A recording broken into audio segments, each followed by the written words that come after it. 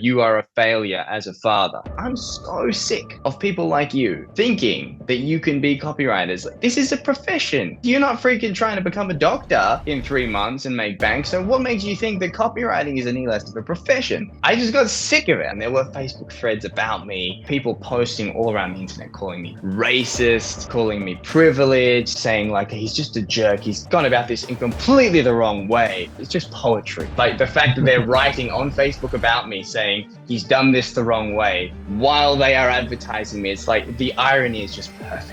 If you haven't made it, well, it's probably because you're not very good and the world doesn't need to hear what you have to say. Where do you see the future of AI in copywriting? Should copywriters be scared? Should we not be scared? Are we okay?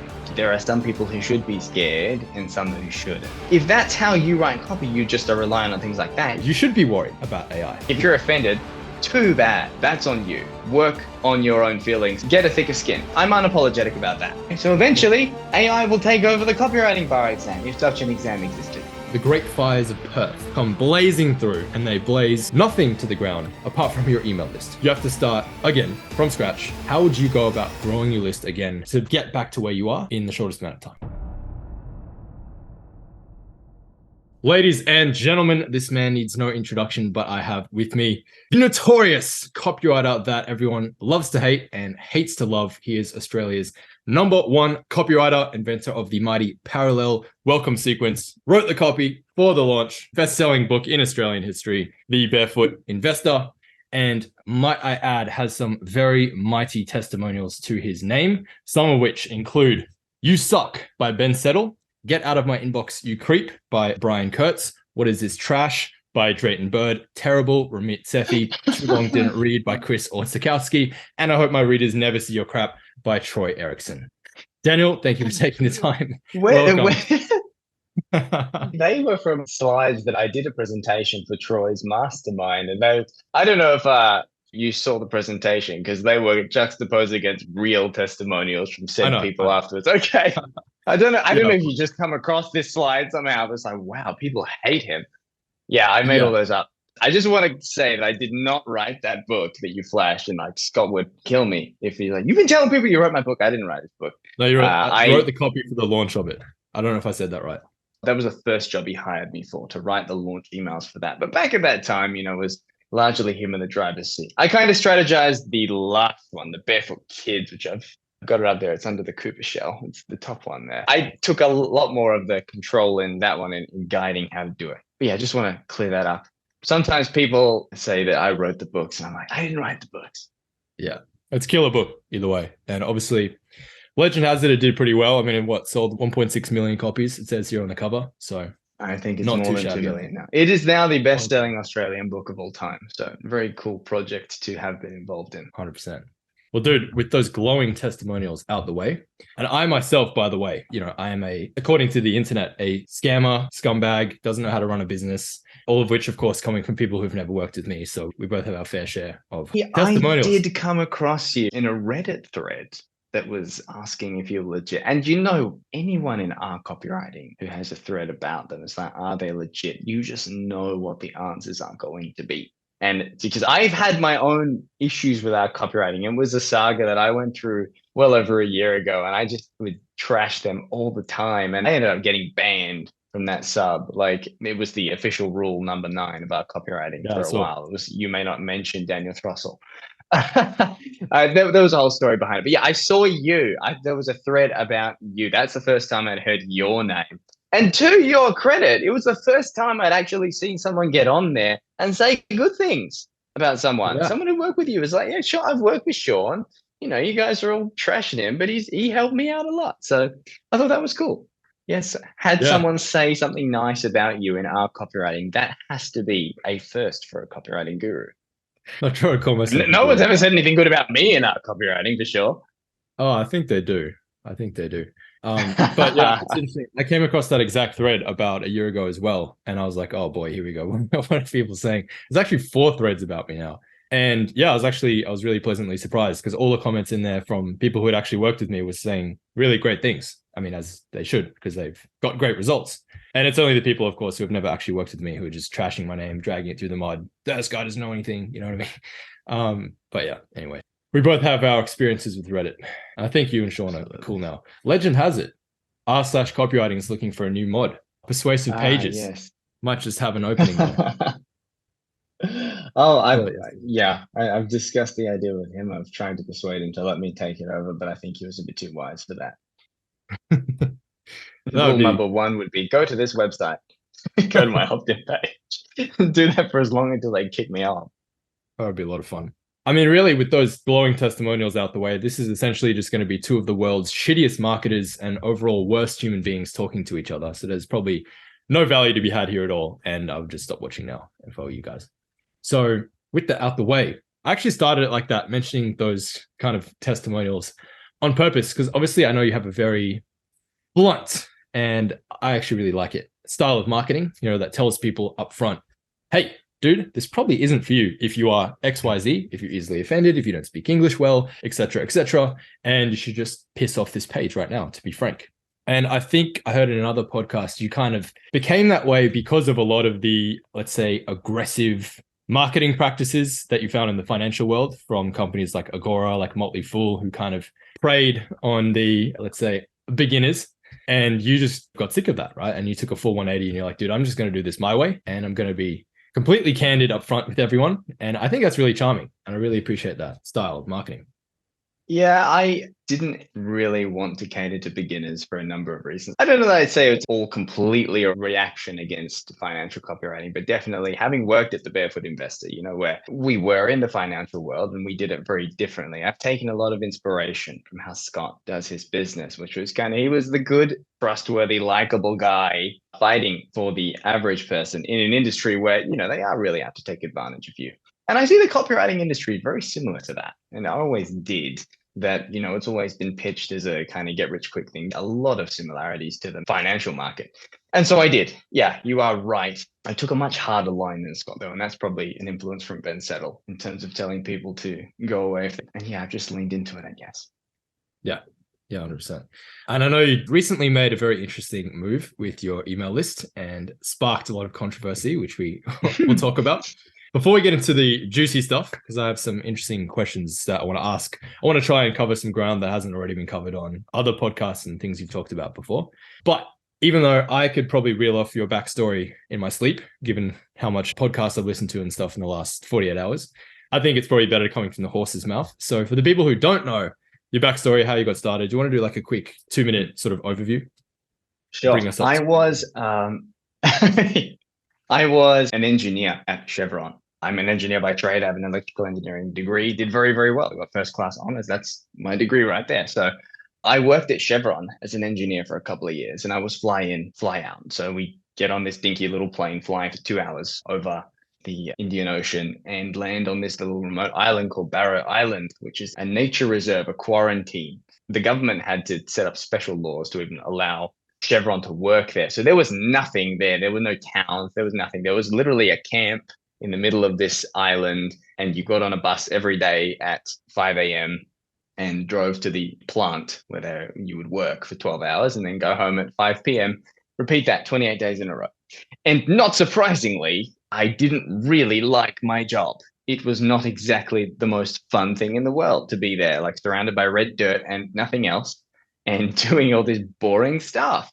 And so at the time, I used to follow Ramit Sethi. He was a big influence on me in the early days. And he, at one point, because I was like his target market, disillusioned young professional, wanting to have their own business, dreaming of it. He ran this contest he called it the Call to Action Copywriting Contest, because he was launching his course. And the contest was basically, you write me a sales letter for my course, and whoever wins it, you'll get to talk to me on the phone for half an hour, and I'll send you my 3 favorite copywriting books, whatever. I had never even heard the word copywriting. Now, it might seem weird, but I actually did not know that copy had a sense of like text or like, words. I didn't know that. I just knew copy and paste.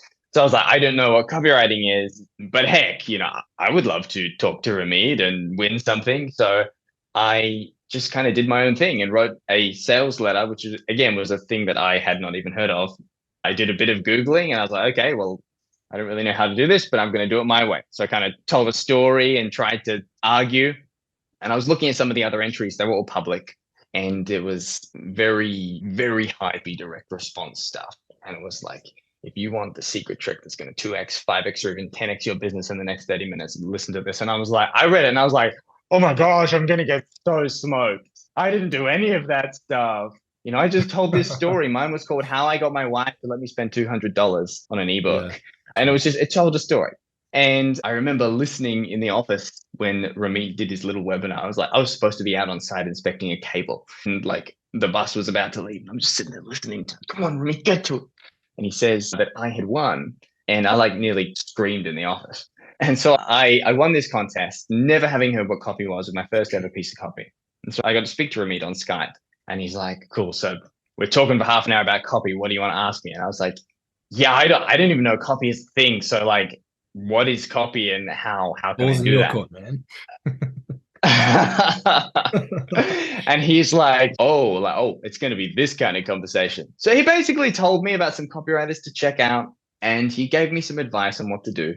And around that time, another student of his had this course on doing Upwork. It was called Freelance to Win the Business. And so through that, I took that course and got into Upwork myself. And I landed work within my very first week. And within the next 9 months, I had worked my way up to $200 an hour. Now, I still wasn't making huge money at that time. Like, it wasn't a lot of work, but it was enough to make me think, well, I'm going to make the leap and I'm going to quit my job, which was this. I just never come from this background of doing that. So it was absolutely insane. My in-laws thought I was crazy. I was giving up this great job, but I quit to pursue it. And later that year, Scott Pape, who we've talked about, you showed his book, approached me and he's like, hey, I have some copy I need written. I've got this book that I'm going to launch. And we didn't know it at the time, but that would go on to become the best-selling book in Australian history. And so he kind of brought me on to help launch that. And I came on with him for a few years, helped him grow his business, launched 2 other books after that. And we did a lot of really good stuff. And then in 2020, he kind of shut down his newsletter. And I went off to start building my own email list. And that's what I've been doing for the last few years, kind of causing trouble and having fun and doing very well in sales contests and causing all sorts of mischief. So that kind of brings you to the present, maybe not as quick as I was intending to, but I kind of got into the story right there. Dude, the story just gets better every time I hear it.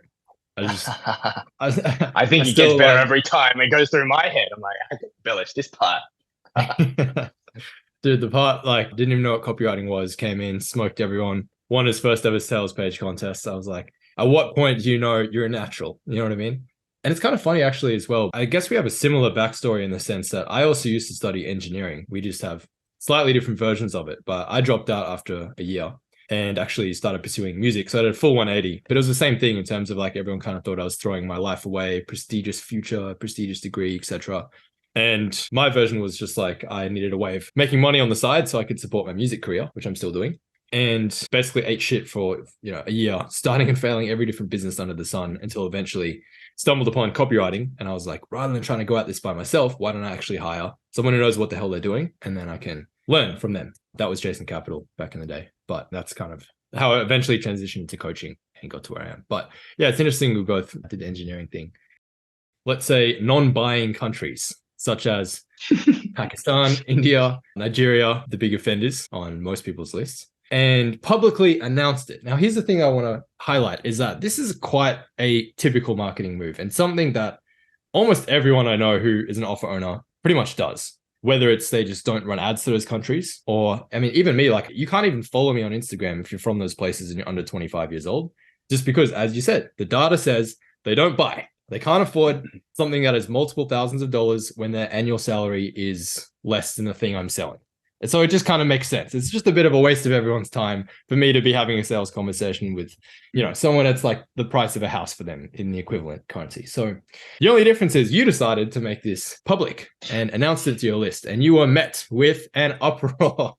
And I've been following along the saga in the last few days of how that's unfolded. So I'm just curious to hear what you learned from that, I suppose, in terms of the takeaways that you got from having done that, the market mentality and everything. Yeah, so I mean, I would say that's not the first time I've caused trouble like that. I mean, you might have seen that I literally themed I themed the latest issue of my Adventures in Copyland newsletter. It was on that topic. I just tied it in. I was like, okay, I'm going to teach you how to do controversy, because I've done that a lot. Okay, and I did a very similar thing about a year ago when I wrote about this is very related, right? I had this question from a guy from one of these countries. It was just this abomination of a 30-word message. It was like, grammar was horrible. It made no sense. And he's like, can you teach me copywriting or something? Just the worst message I've ever seen in 30 words. And I just got sick of it. I was like, I'm so sick of people like you thinking that you can be copywriters. Like, this is a profession. You're not freaking trying to become a doctor in 3 months and make bank. So what makes you think that copywriting is any less of a profession?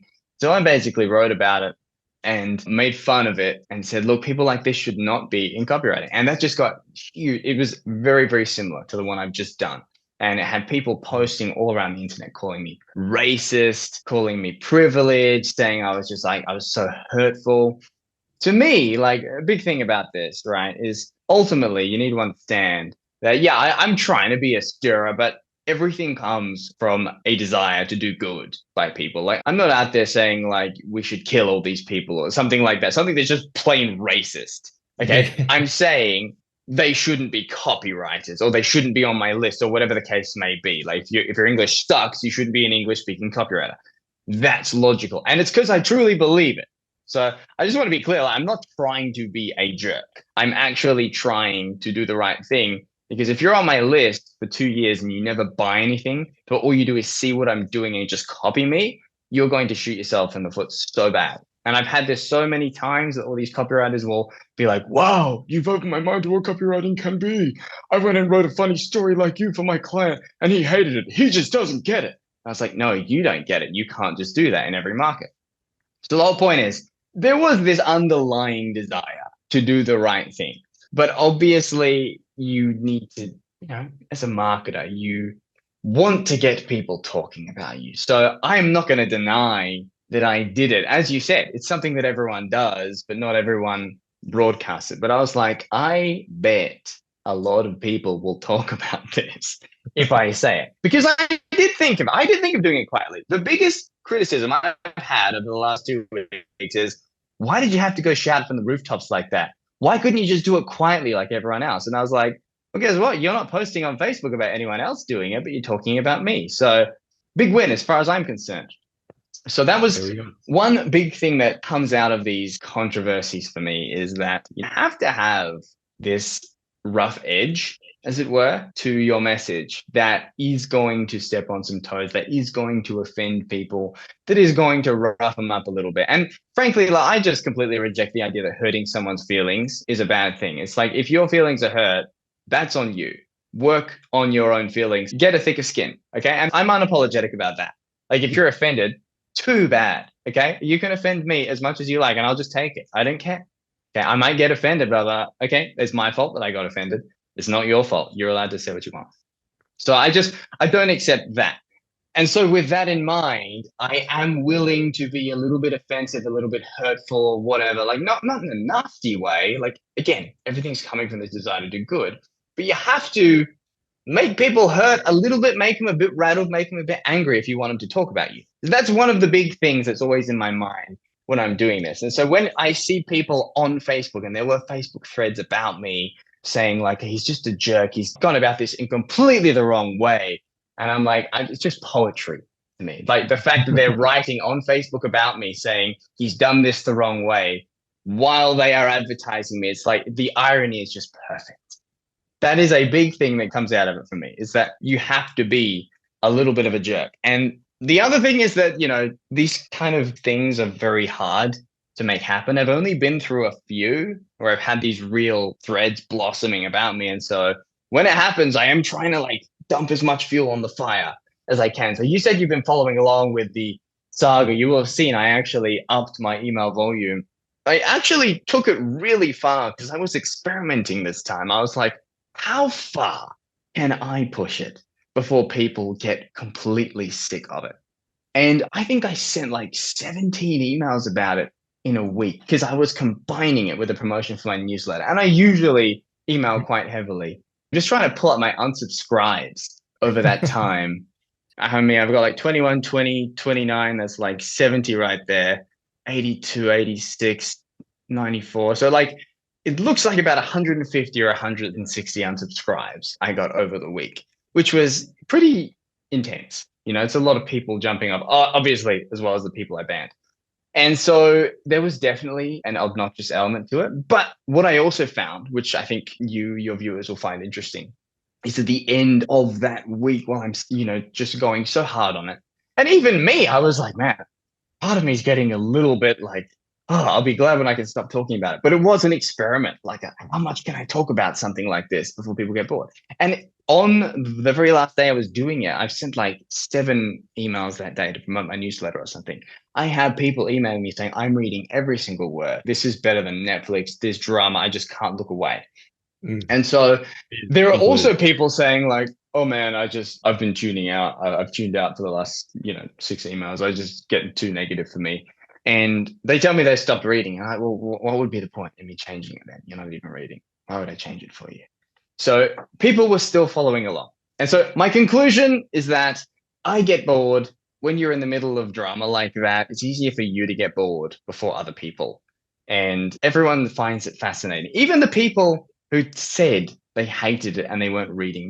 This was in my newsletter. There was one guy who posted on Facebook and he was saying like, oh, I haven't even read that email. Throssell's all right in small doses. He was on my list. I looked him up. He had opened the last 50 emails in a row before I found an unopened. That dude read every single word, but he's on Facebook going, oh, I don't have time for this drama, man. So it's like, people don't tell you the truth. And any copywriter knows that or should know that. It's like what people say and what they do are very different.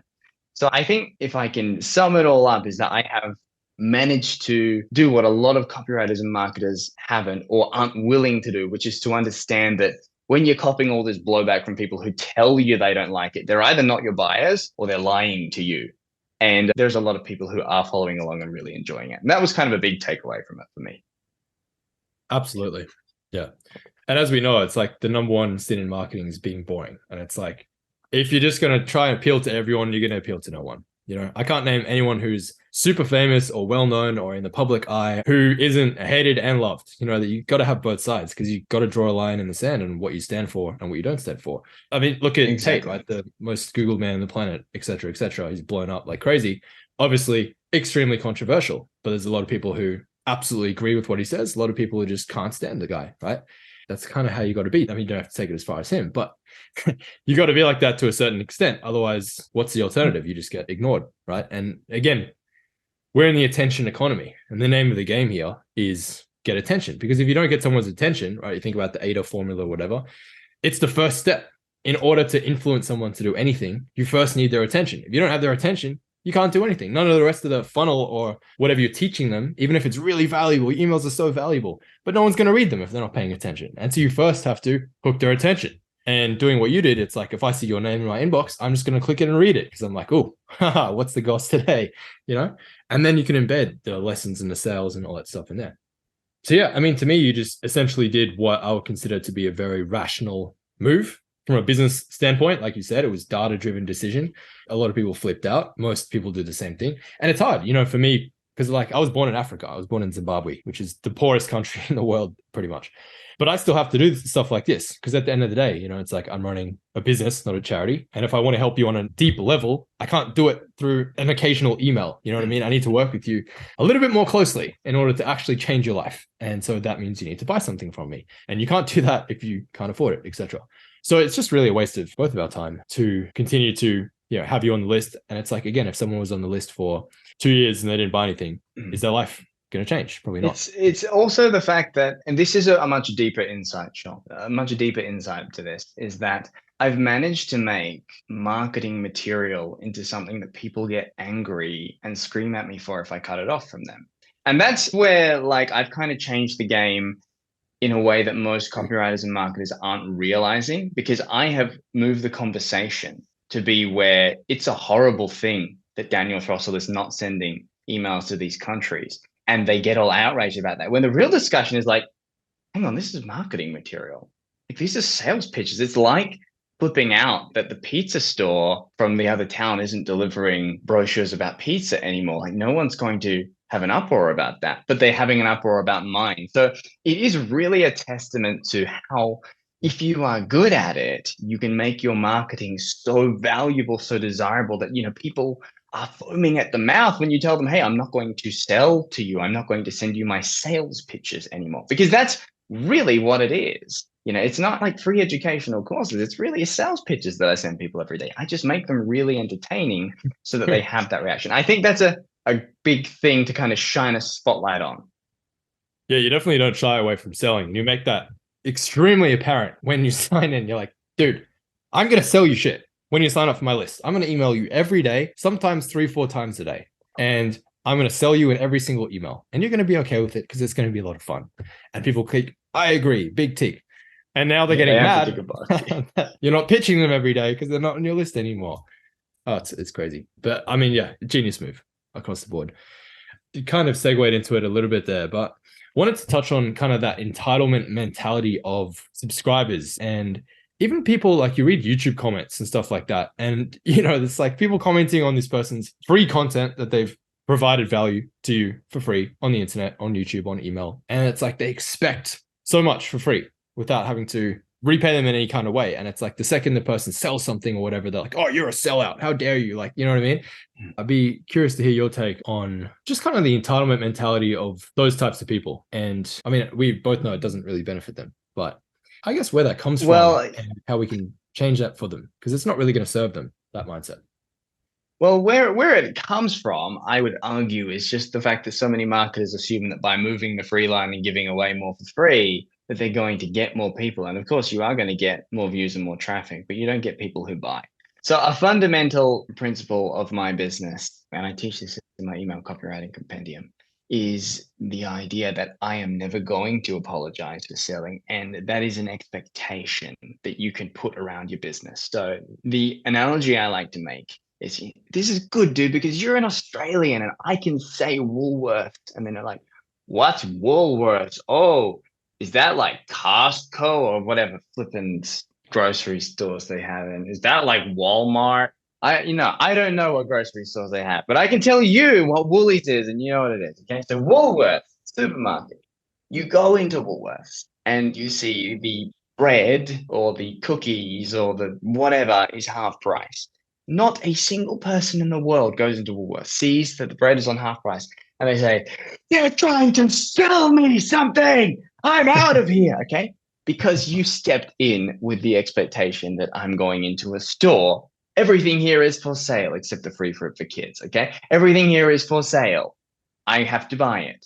Now, what I have always tried to do is take that and be like, well, how can I apply that to information marketing where you have this freeloader mentality? Because we have this parallel where, because you can give away information for free very easily and profitably sometimes, people do it. Now, you can't profitably give away bread and apples and fish and things for free. That's why supermarkets don't do it. But we can do it, so consumers are used to it. And so what I did was to take, well, I like what they're doing over there in that model. I'm going to do it with mine.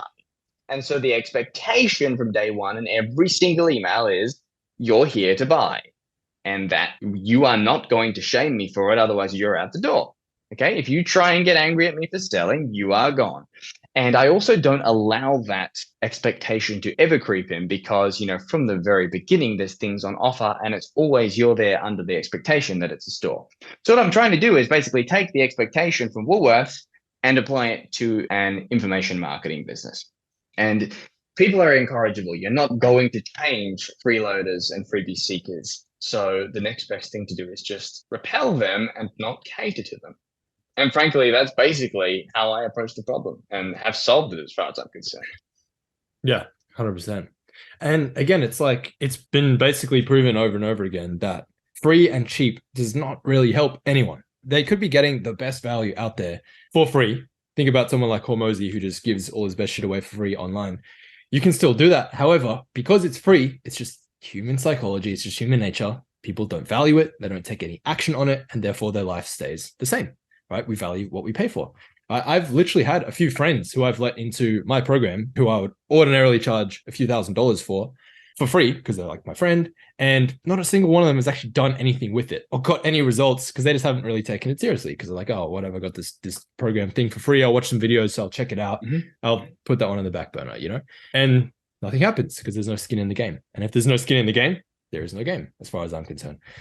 My mentality is that selling is really helping, And by giving everything away for free, you're actually hurting them because they are likely to not actually do anything with it and their life's going to stay the same. But by charging for the same information, they're going to actually take action on it. And therefore, their life is going to change because the change happens in the implementation, not in the learning. And so I think you're taking the noble path, the higher road by selling all of your stuff. Yeah, I absolutely agree with everything you said. I don't give away anything that I want people to value for free. That's fundamental rule. Yeah, dude, I have a bit of an interesting one. I think I let you in on this one on email. This was actually a question that was asked to me in an interview a few weeks ago by someone who hit me up and asked to do a little podcast thing. And I think it was a really interesting question. And so I wanted to ask you the same question, which was that, let's say the Great Fires of Perth come blazing through and they blaze nothing to the ground apart from your email list. Only Daniel Throssell's email list is burnt to the ground. Everything else is completely fine. You have to start again from scratch, knowing what you know now, the skills you have now, but zero email list and zero money to run ads or anything like that. How would you go about growing your list again from scratch to get back to where you are in the shortest amount of time? Well, I mean, if I've got no money as well and I'm not running ads, okay, and I need to get money, the first thing I'm going to do is freelancing, all right? If that's the deal that I don't have any money to fund any growth, okay, I'm going to go back to freelancing. And the first thing I'm going to do if I want to freelance, and I'm glad that this is not an alternate world where I don't have any skills either. Okay, I get to keep my skills. Fine. Okay, good. I'm going to go on Upwork and I'm going to start winning jobs because I know how to do that very, very well. And I teach it. I don't know if it was in the part that we've recorded or not, but you said you have my Upwork course or bought it at one point. I have a course on how to do this and I know how to go on Upwork and win jobs. I'm very good at that. That's what I'd be doing first. Okay.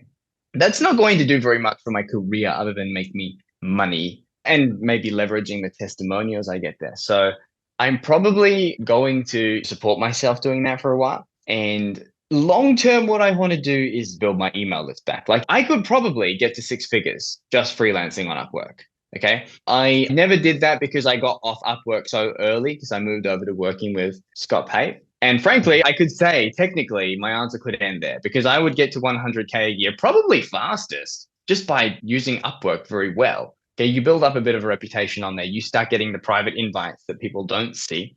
And you can make 6 figures. I've seen people who are doing it. So that would be one potential option. But for long-term growth, what I want to do is build my email list back.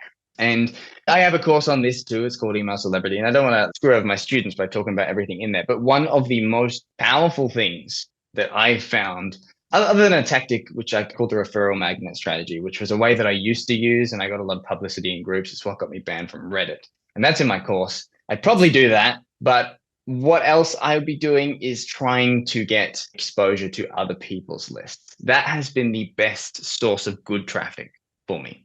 So I would be trying to form relationships with those people. One good thing that I think is underrated with a lot of people as well is the idea of paying people for their mentorship. And that gets, universally scorned in groups generally, but I think it's a brilliant idea. Paying a successful copywriter to mentor under them. So if I'm earning my money from freelancing, okay, I would probably be investing some of that into copywriters who have connections that I could leverage or who have networks where they can connect me to people. And I'd be paying for their mentoring because, what is $5,000 or whatever for someone's mentorship? If you can get a good relationship with that person where they are now incentivized in your success because you make them look good to succeed.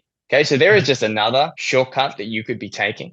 And again, the third and longer and slower way is I would come up with a few cool pieces of content that I could really base a content strategy around, like core ideas. I don't know if I get to keep any of my ideas, for example. I'm assuming not.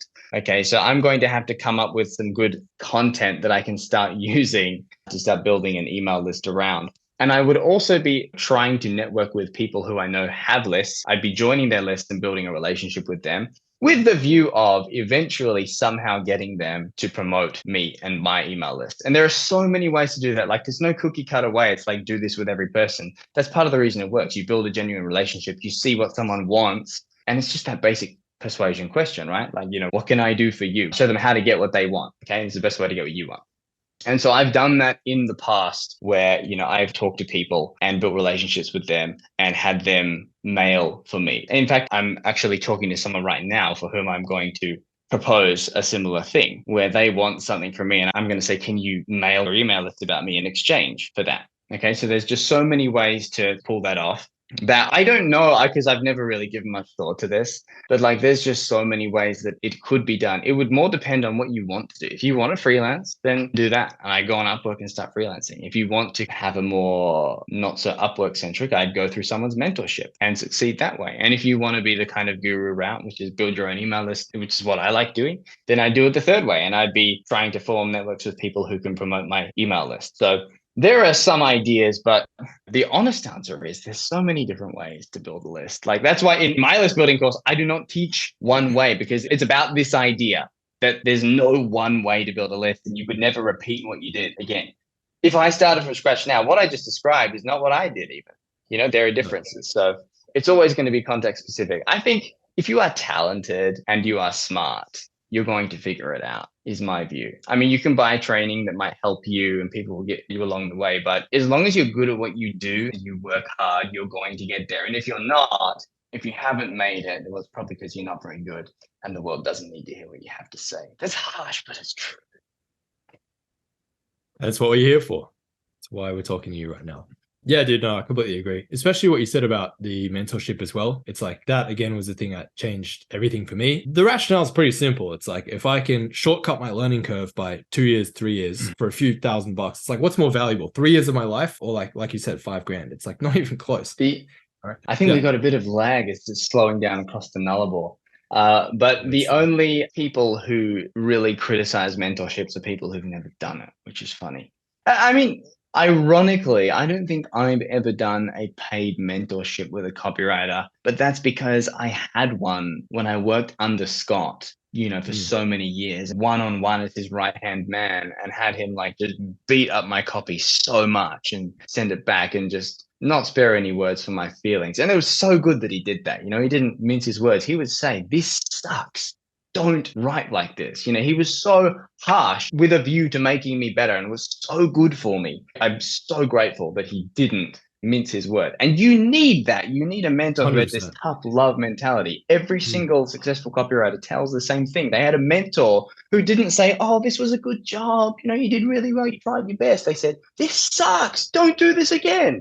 I'm paying you. This is supposed to be good. You need that. And so I am really for the idea of paying people for mentorships. I'm with you on that. Yeah, no, I totally agree about the tough love. My manager is the same. He deals with my music side of things. And yeah, he's absolutely brutal. And if he doesn't like something, he will more than let me know. He takes it almost too far, but it's good. I'd rather you be on that end of the spectrum than, oh no, yeah, you did a great job, and like lying to my face. That's not going to help me, you know. And I try to be the same on my students as well. And it's like, if something sucks, like I got to let you know that's my job. That's why you hired me. Otherwise, you're not going to make progress. And so some people don't like that and they run away and their feelings are hurt. But at the end of the day, it's like, hey, you hired me for results, not to be a friend. So that's what I'm here to do. And yeah, I think we've covered that pretty well. So, dude, I want to switch gears for a sec and talk about AI, the big old giant gray pink rainbow elephant in the room.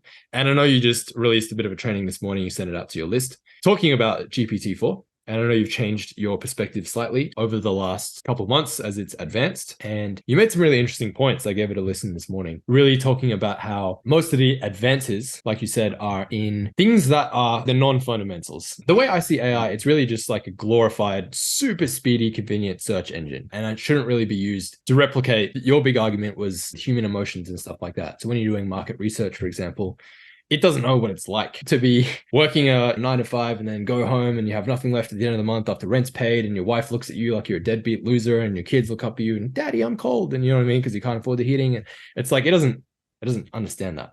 Where do you kind of see the future of AI in copywriting? Should copywriters be scared? Should we not be scared? Are we okay? Well, one of the points I made was there are some people who should be scared and some who shouldn't. And what you referred to was my argument that there are fundamentally two categories of things that AI could or couldn't do. And it's things that it will never be able to do and things that it just can't do now. And a lot of the discussion around AI is conflating these two. And they're using the fact that it's getting better at things it can get better at to argue one day it will get better at things it can't get better at. So the example, the big one, like you just mentioned, is understanding human emotions and being human. And you mentioned, Daddy, I'm cold. Like that's a Chris Haddad VSL opener or something, right? Yeah. Brilliant, brilliant. Because, an AI just sees like, oh, the child is telling its father that the temperature is low. It's like it doesn't understand what Daddy, I'm cold means for a person, Yeah. which is you are a failure as a father. Okay. The AI can't draw that link between the words and the meaning like that. And it will never be able to do that because it's not something that it can understand. It's just going off where it sees words lining up with each other. And it's a giant predictive text engine, basically. Okay, so there are some things that it will never be good at, but people look at things that it has been getting better at, which is like, oh, now it went from being the bottom 10% in this bar exam to being the top 10%. It's going to get better at everything else. And I'm arguing there is a qualitative distinction between those things. It will get very, very good at some things, but there are some things it will never, never get good at. Okay. And so as copywriters, our opportunity and our safety is in leaning into the former category, which is the place where we can't be replaced. So the AI getting very good at taking a bar exam. And I argued in my podcast that you listened to that we could make an SAT or a bar exam for copywriting, and it would be filled with tons of facts, and it could pull on quotes from, David Ogilvy's books and Gene Schwartz and quiz me on copywriters. And then AI eventually will be the best in the world at doing that because it has access to this huge database of facts. It can cross-reference them in 3 microseconds, and it can spit them out with 100% accuracy, or it will be able to do that. Okay, so eventually AI will take over the copywriting bar exam if such an exam existed. But that doesn't mean anything about its ability to write copy because writing copy is not answering the questions of a multi-choice examination or even written long form things. Like it's just regurgitating stuff. So I don't think there is much to worry about on that side of things. Where people should be worried is, I'm trying to remember the distinctions that I made. So one is short copy. Like short copy is easy. It's like a piece of cake for the AI to be better than you at short copy. Because what distinction can you really add with short copy? The templated Another copy is the one big I one. argued templated copy, another one. Okay. So if you are writing according to templates and you're really reliant on them, you're really big on buying all these, I know some gurus sell a lot of template packs and so on. So if that's how you write copy, then why couldn't the AI fill out the template? So I actually went in and taught the AI the other day. I took my first issue of my Adventures in Copyland newsletter where I have a storytelling technique I called scene stacking. And I went in and I took excerpts from my newsletter and pasted them into ChatGPT. And I was like, here, this is what scene stacking is. This is how it works. I literally copy pasted my newsletter, just parts of my newsletter. And then I said, now you are so-and-so, here is your day, write an email using scene stacking. And it did. Okay, it did. Now I admit I was very impressed by that. But again, that's because that technique in a sense was it's not quite a template, but it was a template applied to storytelling. It was like saying the hero meets an enemy and has to find the power, go on a quest. It's kind of like that. It's like the storytelling equivalent of a template. And so why wouldn't an AI be able to do that? If that's how you write copy, you just are relying on things like that. Yes, an AI will replace you. And the third kind of thing I said that is replaceable is one-off copy, where you're not writing over time, building a relationship, but you are writing one email, you're writing one sales letter. So there's no element of relationship between the customer and you. They come to this page and like you're just making the sales letter, the sales argument in one shot, which is kind of like how this direct response copy used to work. We mail you a sales letter and there's no relationship necessarily. It's just a good pitch. Now, AI will probably get quite good, especially when it can be paired with split testing and large scale data research to massively test these things. Once Facebook codes an AI into its advertising platform, for example, and it can integrate split tests with all these people and it can automatically optimize the words, like, why would you need a human when the AI can just split test words through to mass optimization? So all those kinds of copy are definitely more at risk. But the opposite, you are being creative and inventive and surprising, and it's something like I'm doing all the time, you can't be replaced because the AI can't invent. It can only restitch together what it's seen. If you are not following templates, you are doing new things and that's part of your job is to be creative and people are following you because it's creative and fresh. That's something AI can't do. And most importantly, and I think this is the one that's applicable to most businesses, when you have a relationship with your customers that they're buying from you because of there's you behind it. Now, this doesn't apply to all kinds of businesses, but for people like you and me, businesses that are running with like a coach or just, a small business, there is a person behind it. And that element is not going to be replaceable because AI can be you once, it can be you twice, but it can't be you over a period of weeks or months or years. Actually, it's funny. Scott Pape sent me a text just before we got on this call showing me this new AI radio that he'd seen because he wrote a column on ChatGPT a few weeks ago. And he was texting me this link to this AI radio. And I listened to it and it was actually quite impressive because what they're doing, they get AI to write the script and then they use a voice text to speech to read it out. And it's basically a way that you can use software to kind of fill in your radio station and not have to pay a human host. And it was quite convincing. Right? I listened to it. It sounded like I probably wouldn't have picked it. Like if I just heard it on the radio, just did a little voiceover spot between songs, I wouldn't have known. But here's the thing. Over time, eventually people know when they're talking to people or not. Okay. You're not going to be able to fool a human into believing there's an actual relationship there. We couldn't have an AI come take over my daily emails and the stories I tell and so on. And so that is where a business like mine is completely safe from disruption because an AI can't be me for a long period of time. It could fool people once or twice or a few times, but over time, it can't live my life. It can't come up with the stories. It can't relate to you the way that I can. And so any business like that or copywriter working for said business is not going to be disrupted. So they were kind of the main heads of the arguments I was making. Yeah, 100%.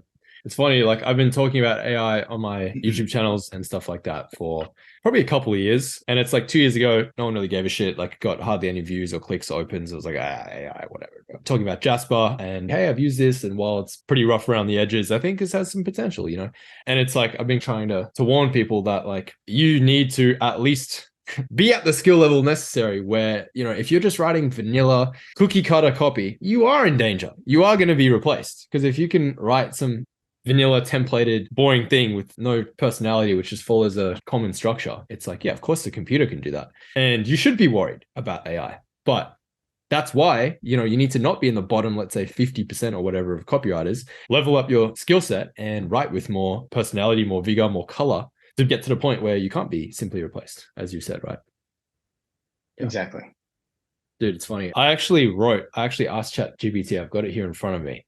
I said, write an email in the style of Daniel Throssell, selling an all-metal toothbrush. The toothbrush bristles are metal as well, and the toothbrush is very painful to use. It's also very expensive, priced at $5,000. However, upon the 100th use, the user will automatically gain superhuman strength and be able to see through walls. So this is a bit of a glimmer of hope to copywriters, perhaps, because this is what it spat out. Right? Maybe I can actually share my screen and just show you. I think you guys are safe for now. So he starts off, immediate disqualification. Dear esteemed customer, I hope this email finds you in good health and high spirits. It sounds exactly like Daniel, what he would say to me. I am writing to introduce you to a revolutionary product that will change your life forever. The all-metal toothbrush. This toothbrush is not for the faint of heart. The bristles are made of metal, and using it is a painful experience. But trust me, the benefits are worth the discomfort. And the price? A mere $5,000. Now you might wonder, what could possibly justify such a high price? Let me tell you, after the 100th use, the toothbrush will trigger a metamorphosis in the user's body, endowing them with superhuman strength and the ability to see through walls. I know this might sound too good to be true, but rest assured, we have conducted rigorous testing to ensure the veracity of these claims, and we've already received numerous testimonials from satisfied customers who have experienced the transformation firsthand. Now, I know what you're thinking. This sounds exactly like Daniel Throssell. That's not what you're thinking. But Daniel, why would I subject myself to such pain for the chance of gaining superpowers? And to that I say, why not? We all have dreams and ambitions that seem out of reach, but with the all-metal toothbrush, you can make them a reality. So don't delay, order your all-metal toothbrush today and start your journey towards greatness. Sincerely, Daniel Throssell. Yeah, wow. I wouldn't have known that. I didn't write it myself. Sounds exactly like me. If I ever see an email in my inbox from Daniel Throssell that looks like that, I'm immediately unsubscribing. Yeah. Well, I mean, here's the thing. Daniel Throssell's email style does not revolve around one-shot sales pitches like that.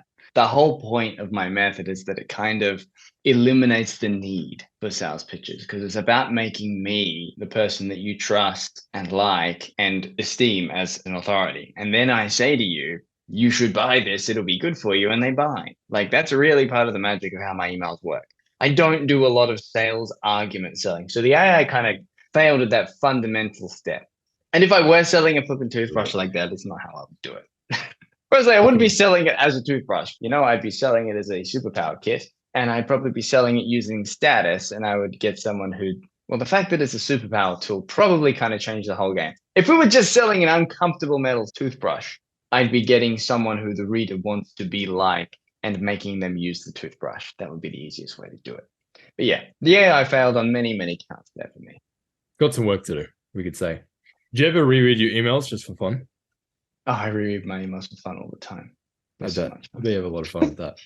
My girlfriend caught me the other day watching one of my YouTube videos, and I was just laughing. And she was like, "What are you doing?" I was like, "I'm just watching this because it's entertaining."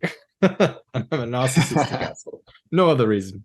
I actually have one final question, very important. I nearly forgot to ask it. It's from my student, James. He's actually well surpassed me now, but we're doing a mastermind this year, meetup for all my top members. And he wants to know, Mykonos or Bali? What's Daniel's take? Is Mykonos in Greece? I just don't even know. It is in Greece. I've been to Bali probably 5 times because my family love the place. I can't stand it. I only go to Japan these days. It's where I go. If I'm going on a holiday, I'm going to Japan. So I'm not going to Mykonos. I ain't going to Bali. If I had to choose between them, Mykonos sounds like it's in Greece. And as a rule, Daniel Throssell does not go on holidays to third world countries. It's just not his thing.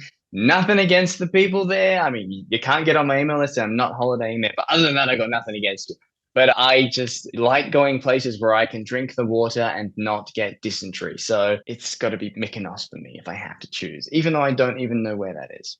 Perfect. That's exactly what James wanted to hear. He really just wanted confirmation that we need to go to Mykonos, not Bali. And you live in Perth anyway. Bali's like the Gold Coast. You know what I mean? It's like an hour away. Yeah, I know. My girlfriend got Bali belly. We went there for the first time a couple of weeks ago, and she spent like half of it just vomiting. So that was fun. Yeah, stuff it. No, thank you. We got to pat an elephant though, so that was cool. Water fight with an elephant. That's always a good time. Dude, this was incredible. I appreciate you a heap for taking the time. Very final important piece. I know we are in the business. We are in the process of repairing your email list. We have 150 slots to fill that you have either banned or they've left your list, and we need to replenish those subscribers. So if no, we lost a lot more than 150, dude. There was 5,000 who got kicked off. Oh, okay. So 5,000 subscribers, welcome. We have some work to do. We need to replenish those 5,000 subs. So if whoever's watching this is foolishly not subscribed to your email list yet, where do they need to go? Persuasivepage.com. Or you can try and Google Daniel Throssell, and that will probably come up as the first result. Persuasivepage.com. That's where to go. Where was that? I didn't hear you. Persuasivepage.com. And you can put it in you can put it down here so that we can spell it out. PERS. People can't spell that, right? They're like, how do you spell? I've had copywriters say they're like, how do you spell? It's like, come on, you're a copywriter. You can't spell persuasive. If you can't spell persuasive, I don't want you on my list. I deliberately picked that URL for that reason. Okay. If you can't find persuasivepage.com, good. For that reason, Daniel will not be spelling it out, and you will have to get resourceful. Beautiful. Dude, I appreciate your time. That was incredible. And I look forward to chatting at some point in the future. Thanks for having me on. You got it, man. Have a tremendous rest of your day, and we'll chat soon. Will do. Thank you very much. You too.